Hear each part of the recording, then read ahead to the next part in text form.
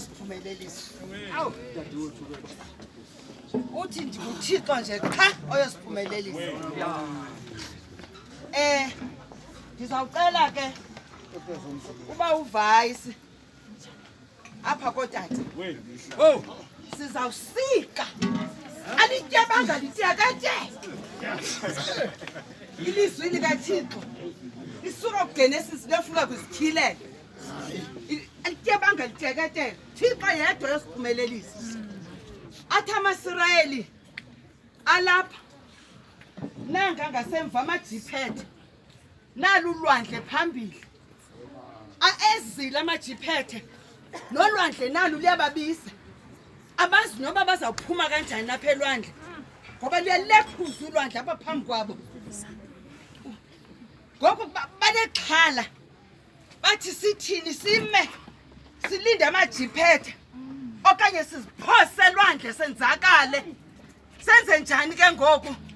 Livele igama lithi nguThixo yedwa yosiphumelelisa.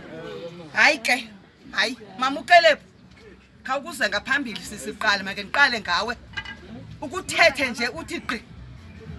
Emva koko ke emva komama uKhelepo xa igqiba uba avulele amanina zake ndicele nje amanina bebambini emva komama uKhelepo.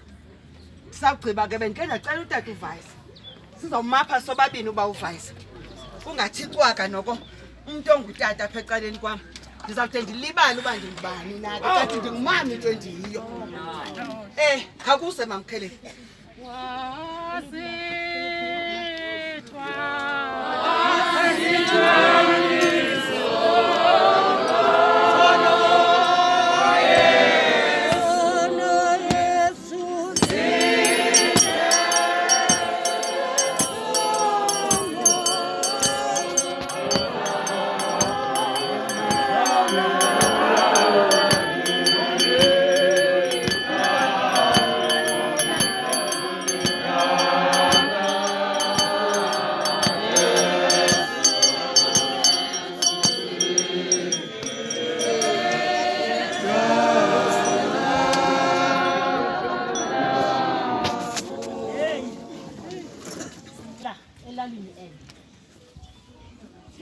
Nokutshata kwakhe kweli khaya ndiyamazi.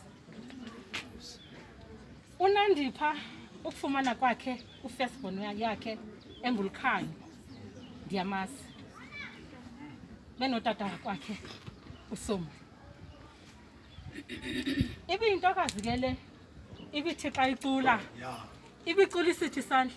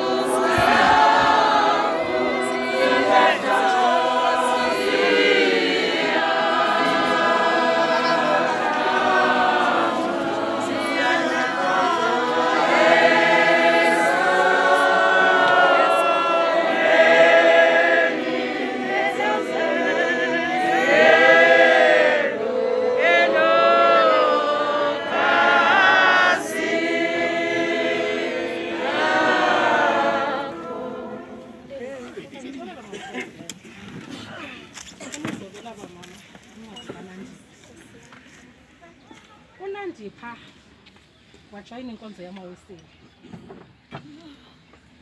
UNandipha mna ndikwisociety kwakuthiwa isociety yaseNkwenkwezi.